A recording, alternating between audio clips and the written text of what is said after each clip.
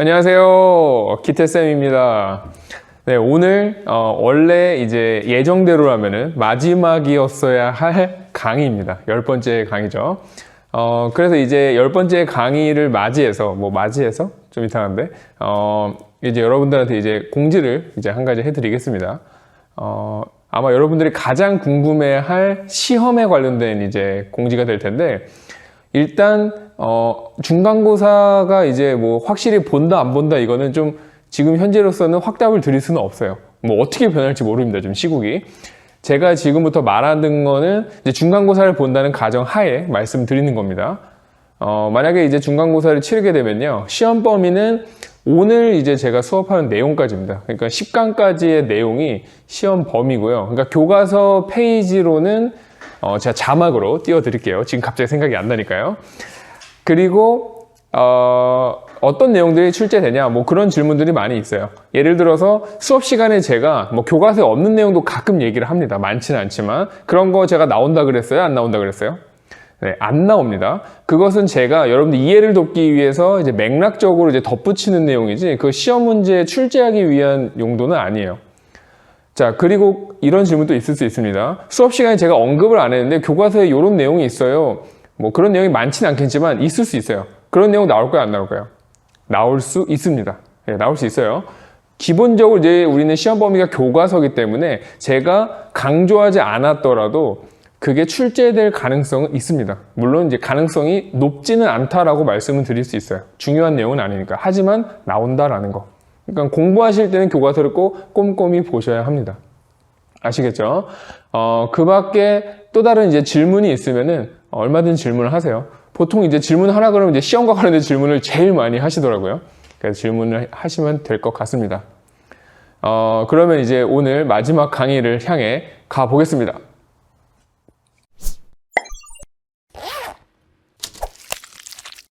네.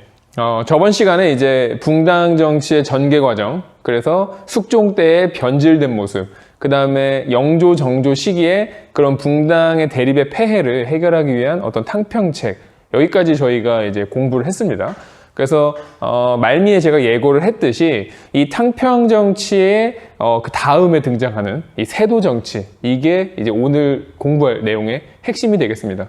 그래서 어떻게 해서 세도 정치가 이루어졌고 그 세도 정치의 내용이 뭐고 그 다음에 그로 인한 어떤 폐해, 특히 이제 백성들이 힘들었던 시기라고 했죠.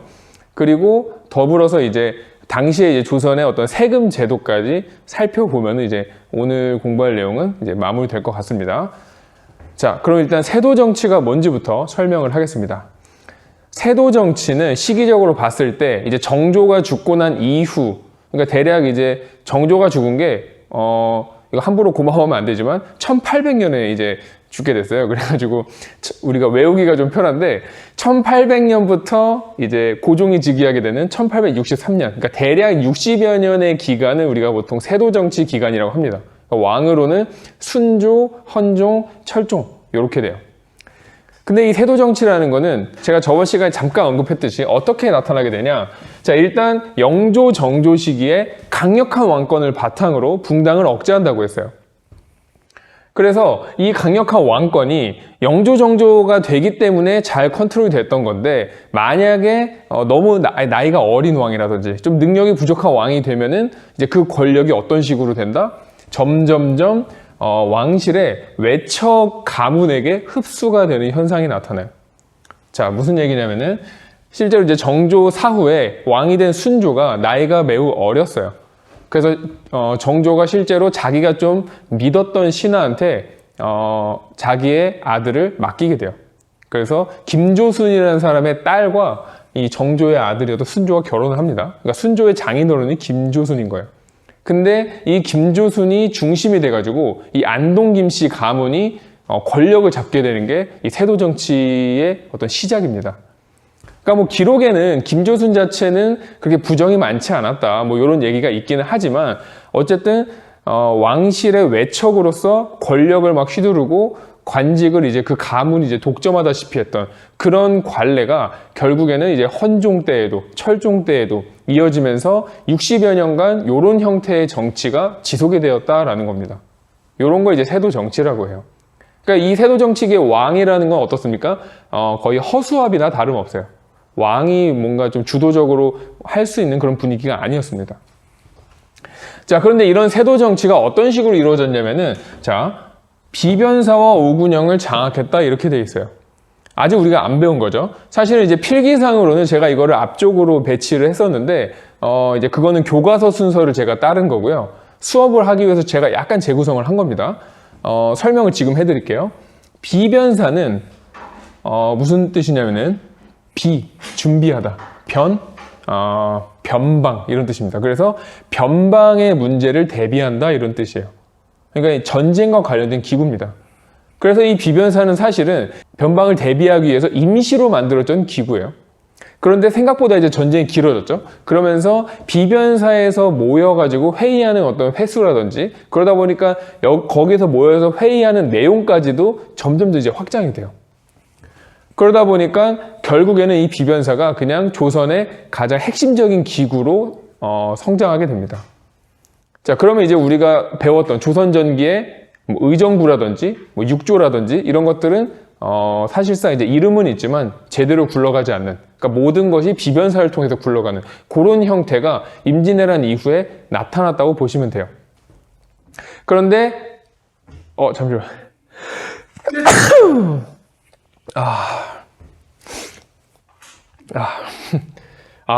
제 책이 이렇게 써야 되는데, 그죠? 근데 제가 혼자 했으니까 괜찮습니다. 저기 김인강 선생님은 저기 멀리 계셔가지고. 자, 어쨌든.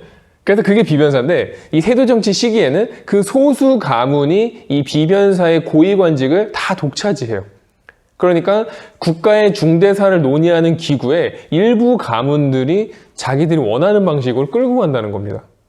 그러니까 우리가 원래 조선은 어떤 공론 정치라 그래서 다양한 이제 목소리, 사림들, 재하있는 학자들, 여러 사람들의 목소리를 어떻게 보면 이렇게 합의해가지고 하나의 의견을 냈던 그런 이제 시스템이 있었는데, 이제는 어떻게 되는 거예요? 아예 몇몇 가문의 어떤 주장만이 이제 말이 좀 꼬였네. 어떤 가문의 이제 주장만이 이제 국가를 운영하는데 이제 주도적인 역할을 하게 되는 거예요. 자, 그 다음에 이제 오군영이 있습니다. 오군영도 이제 임진왜란을 겪으면서 군사제도가 좀 바뀐 거예요. 그래서 이제 훈련도감이라든지 총영청, 수어청, 금이영 해가지고 5개의 이제 부대가 있고 이걸 합쳐서 그냥 오군영이라고 부릅니다. 근데 이 오군영도 역시 이런 세도 정치의 세력 기반이 돼요. 군사적인 기반이 되는 거죠. 그래서 한마디로 이제 강력한 권한을 갖고 있는 건데, 그러다 보니까 이제 사람들이 이 세도 정치를 하는 일부 가문에게 좀 이제 뇌물을 바치고 좀 고개를 조아리고 이런 분위기가 나타난다라는 거예요. 그러니까 대표적으로 안동김 씨라든지 그 다음에 갑자기 생각이 안 나네. 풍양조 씨, 요런 이제 성씨들에게 찾아가가지고 잘 보이기만 하면은 그 사람들이 얼마든지 관직을 줄 수 있는 그런 권력을 가지고 있었던 거예요. 그래서 매관매직, 관직을 사고 파는 것이 성행한다, 이런 기록들이 나옵니다. 그래서 관직 매매가 이루어져요. 거기다가 과거제 부정도 엄청나게 많습니다.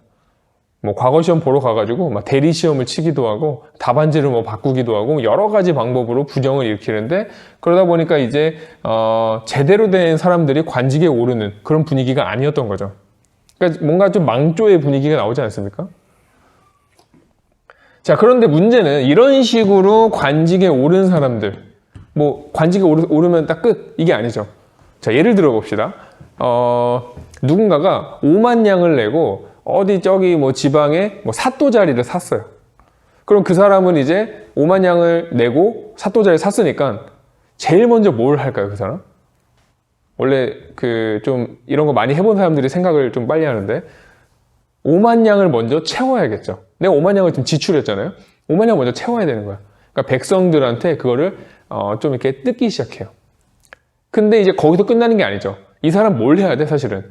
5만 냥 플러스 알파를 벌어와야 되는 거예요. 그래야지 내가 나중에는 10만 냥을 가지고 더 좋은 관직을 사고 그걸로 또 백성들을 수탈할 수 있는 그런 식으로 이제 악순환이 이루어지는 겁니다. 그래서 이러한 관직 매매는 자연스럽게 백성을 수탈하는 그런 모습들이 나타나게 돼요. 근데 이제 백성들을 어떻게 수탈했냐면은 우리가 일명 삼정의 문란이라고 부르는 게 있습니다.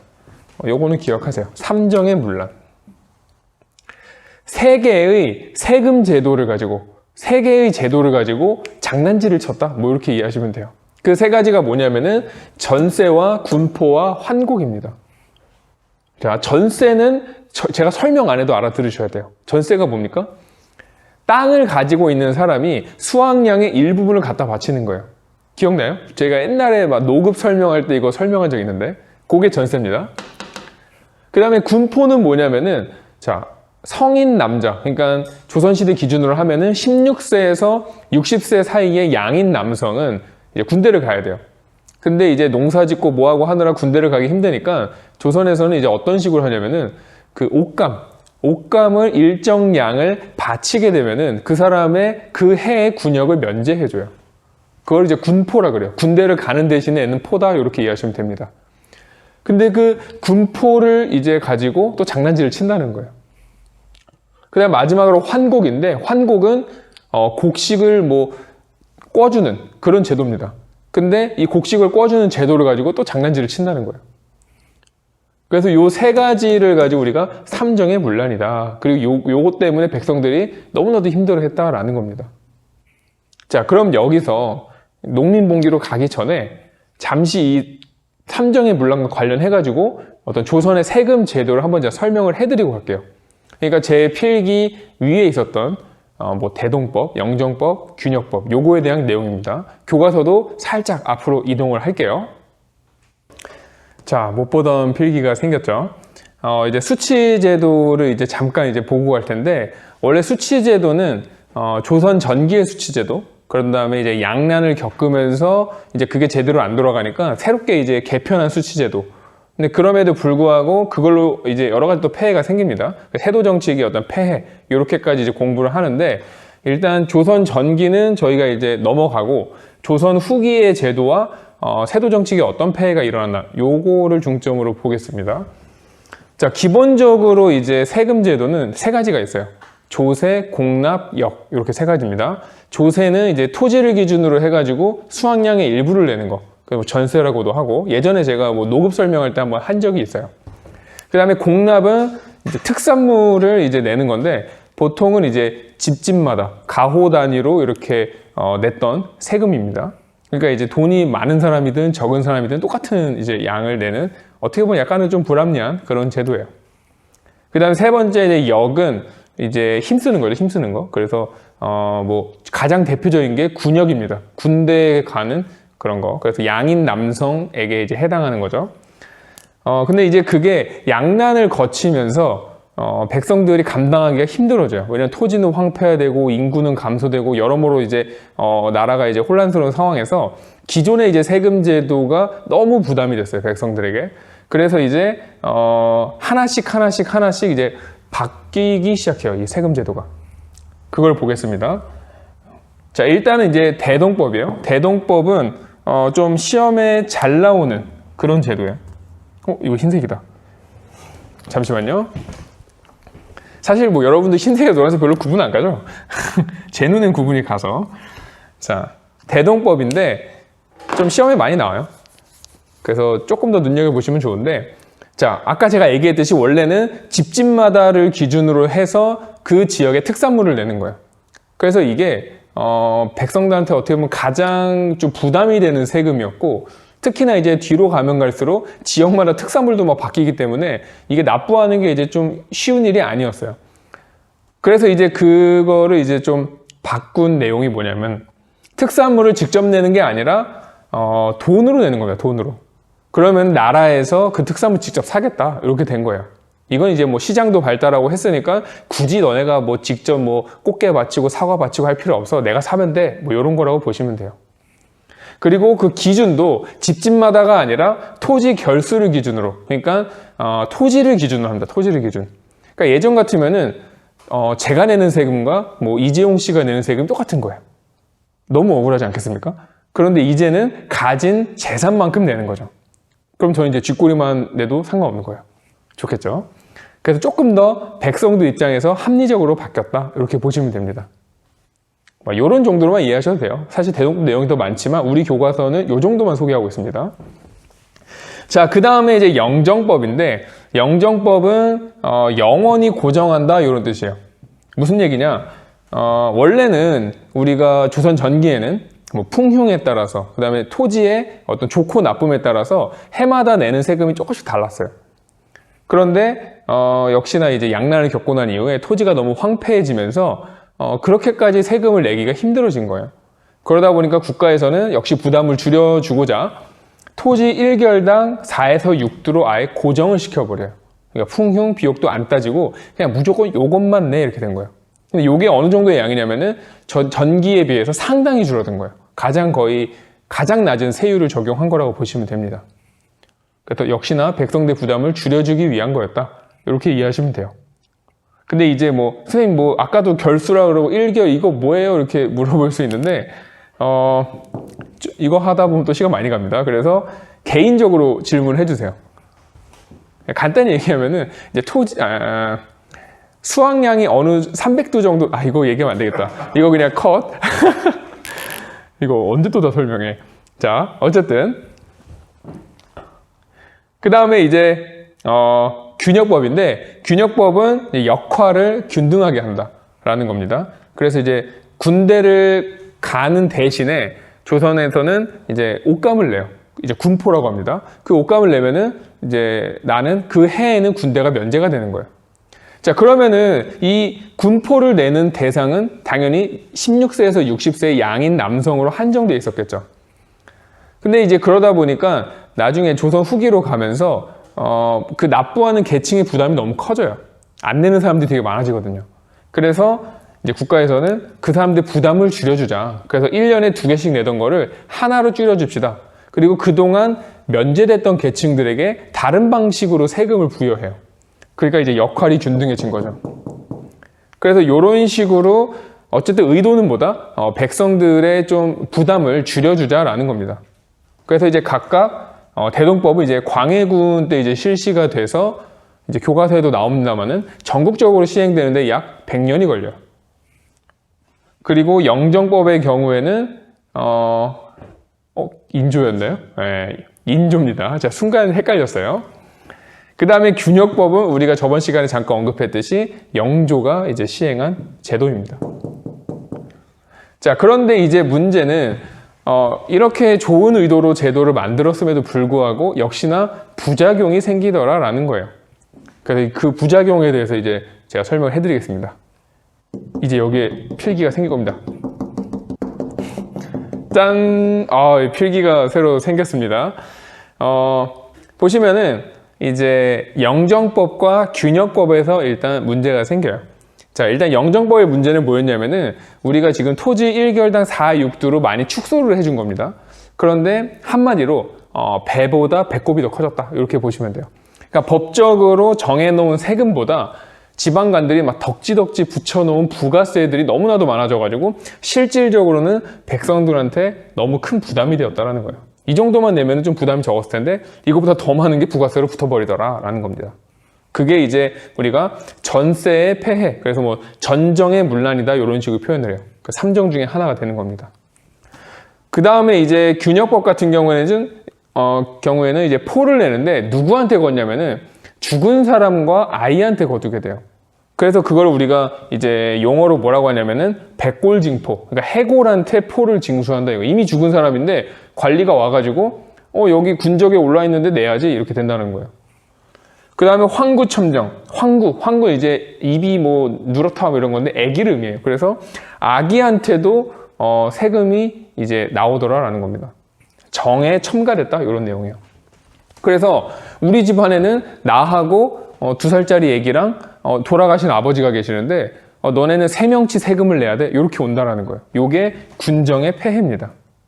그 다음에 이제 마지막으로 환곡의 폐해가 있어요. 그러니까 환곡은 이제 여기에 해당하지는 않죠. 환곡이라는 거는 세금 제도가 아니라 사실은 백성들이 이제 먹을 게 없을 때 관아에서 이제 곡식을 빌려주고 그걸 이제 가을에 돌려받는 뭐 이자를 좀 붙이겠죠. 그런 이제 일종의 구휼 제도예요, 사실은. 그런데 이거를 가지고 또 장난을 쳐요. 어떤 식으로 장난을 치면 좋을까? 여기서 이제 나쁜 짓 많이 해보는 사람은 벌써 막 감이 막 오죠. 첫 번째 막 강제로 빌려줘요. 아, 저 안 먹어도 돼요 이러는데 강제로 빌려준 다음에 이자가 엄청나게 불어나는 겁니다. 그 다음에 이제 빌려줄 때도 제대로 된 쌀을 빌려주지 않아요. 막 이것저것 막 섞여가지고 받아보면 사실 뭐 한 10인분도 안 되는데 너 내가 저번에 한 20인분 빌려주지 않았어? 이런 식으로 된다는 거예요. 가장 악질은 뭐냐면은 안 빌려준 다음에 장부에다가 빌려줬다고 뻥치는 거예요. 야, 너 장부 보니까 너 빌렸던데? 또는 야, 너 장부 보니까 안 갚았던데? 뭐 이런 식이에요. 그러니까 되게 악질적인 제도예요. 그러니까 악질적인 제도가 아니라 제도를 악질적으로 운영을 한 거죠. 그래서 요 세 가지의 문제, 이걸 우리가 삼정의 문란이다 이렇게 표현을 해요. 그러니까 당해본 사람은 알겠죠? 그래서 결국에 이러한 여러 가지 이제 문제점들 때문에 특히 이게 언제가 극심했다는 겁니까? 세도 정치 때 이게 극심했다는 거예요. 왜냐하면 관직매매 해야 되니까. 뭐 여러 가지 이유가 있겠지만. 그래서 결국에는 어떻게 된다? 농민봉기가 일어나더라라는 거예요.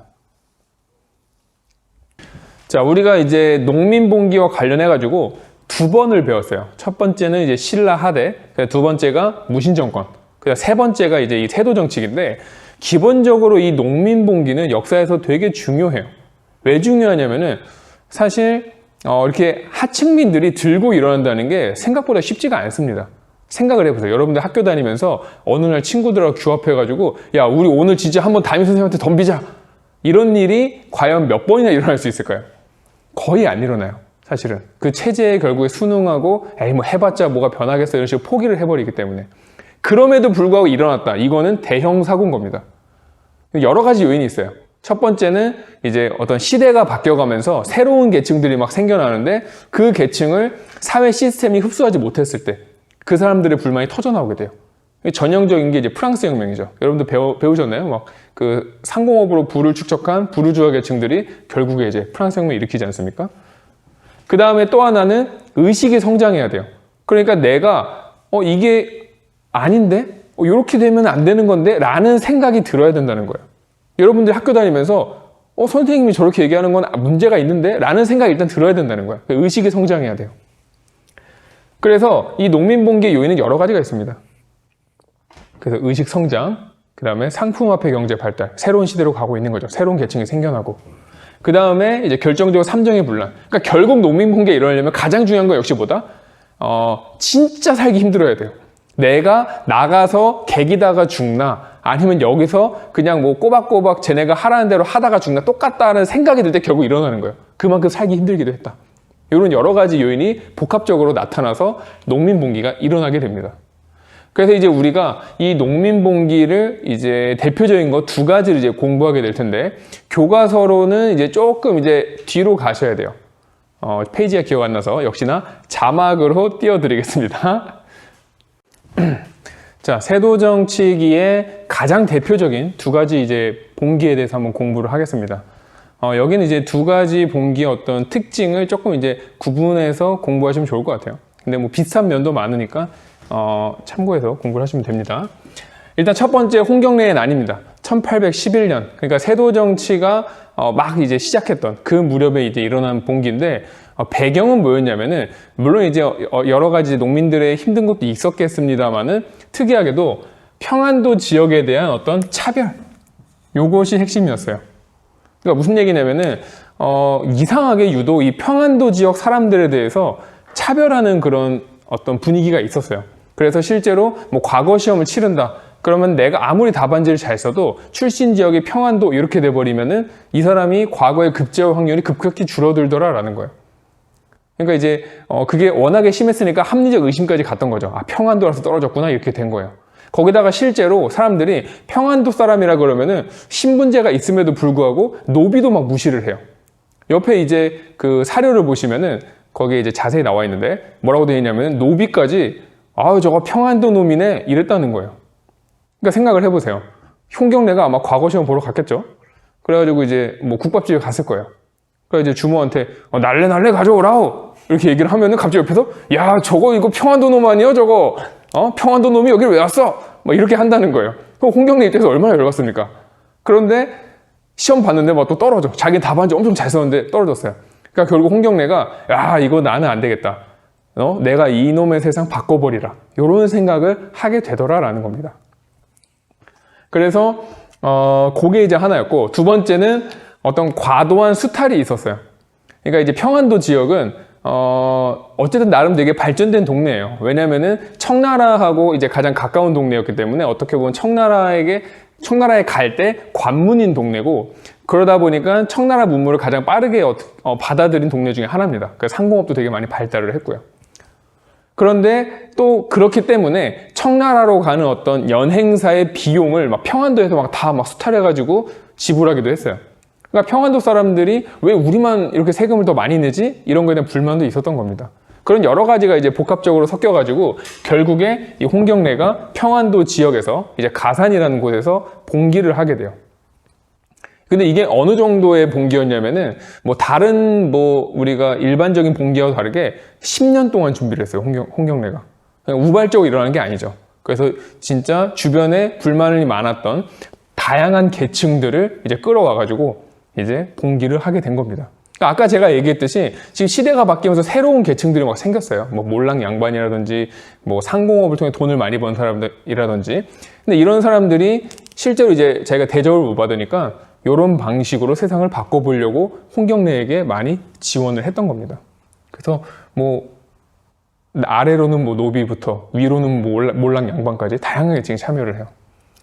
근데 이제 아쉽게도 5개월 만에 이제 결국 관군에게 진압을 당하고 유례가 없을 정도로 뭐랄까 심한 탄압을 받게 돼요. 근데 이 홍경래의 봉기는 이후의 농민 봉기에 큰 영향을 끼치게 돼요. 그러니까 홍경래라는 게 어떤 봉기의 상징이 돼버린 겁니다.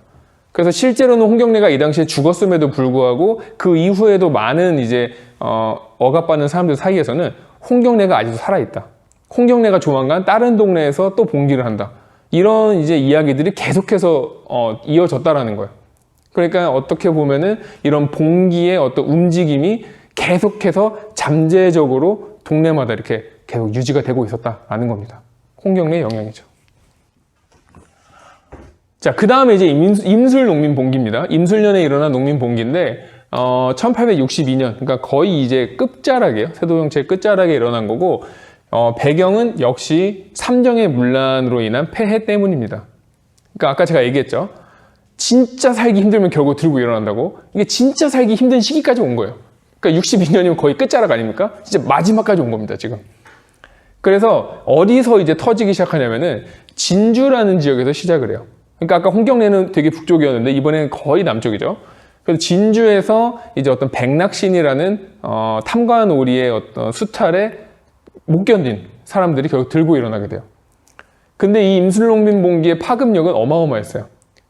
홍경래의 나는 사실 10년 동안 준비해가지고 평안도 지역에서 일어난 어떻게 보면은 그 지역만의 어떤 특징이었다고 한다면, 임술농민봉기는 진주에서 일어난 어떤 농민봉기 이야기를 듣고, 야, 우리도 참지 말자. 야, 우리도 참지 말자. 야, 우리도 참지 마라. 막 이러면서 동네마다 막 다 일어난다는 거예요.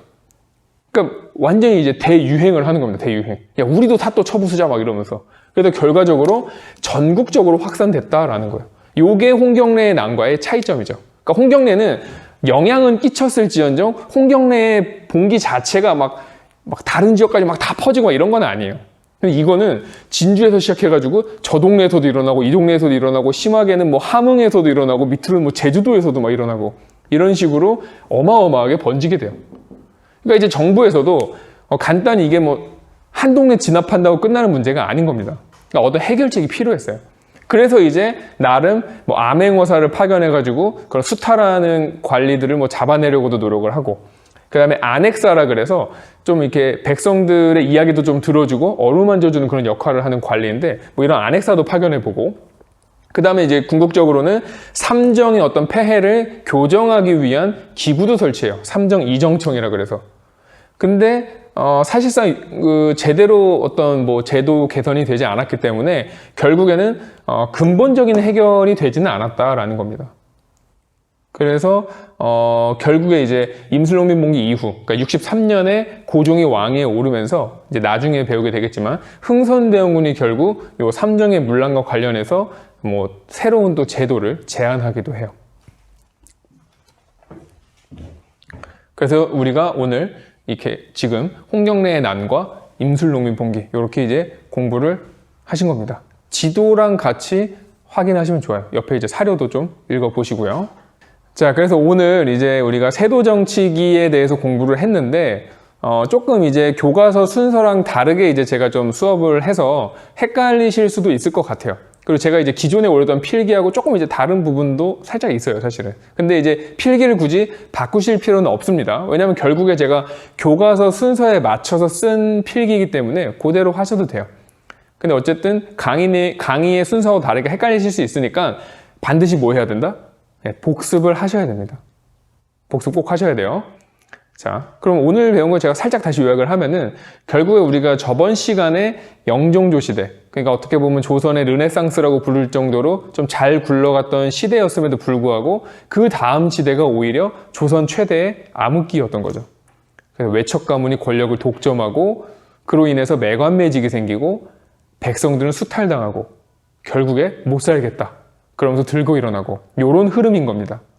근데 이 과정에서 저희가 백성들이 왜 힘들었지를 보기 위해서 수치제도를 한번 중간에 삽입을 한 거예요, 제가. 그래서 뭐 대동법, 영정법, 균역법을 받고 거기에서 이제 삼정의 문란을 제가 간단하게 설명을 드린 겁니다. 그리고 오늘 배운 일 그게 다예요. 지금 제가 한 2분 만에 지금 수업을 다 끝낸 거예요, 지금.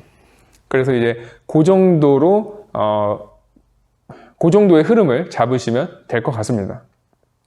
그리고 이제 제가 아까 전에 이제 수업할 때 세도 정치를 하고 나서 좀 건너뛰어서 이제 이 농민봉기를 제가 이제 설명을 드렸는데 당연히 이제 그 가운데 있는 어떤 사상사라든지 문화사라든지 사회사라든지 이런 부분은 저희가 시험에서는 내지 않는 걸로 하겠습니다. 그러니까 페이지로는 70쪽에서 78쪽이에요. 여기는 뭐 나는 그래도 좀 더 맥락을 알고 싶어 하는 분들은 보셔도 되는데 이제 시험에는 출제하지 않는다라는 거. 나중에 이거 모르고 공부했어요 이러면은 뭐 제가 어쩔 도리가 없습니다. 자, 그러면 이렇게 해가지고 전근대사를 우리가 공부를 했고요. 여기까지가 이제 시험 범위인 거예요. 이제 다음 시간에는 이제 근현대사로 이제 갈 계획입니다. 그래서 아마 이제 간단한 개관과 뭐 앞의 모습을 할 거고, 그 다음에 제가 저번 주에 얘기했던 뭐 Q&A 영상을 제가 한번 올리던지 하겠습니다. 만약에 이제 질문이나 이런 댓글이 없으면은 제가 막 혼자 만들어도 가상 질문이랑 댓글로 뭐 할 수도 있으니까요. 그런 줄 알고 계시면 됩니다. 자, 그러면은 역시 오늘도 들어주셔서 수고하셨고, 다음 시간에 뵙겠습니다. 안녕.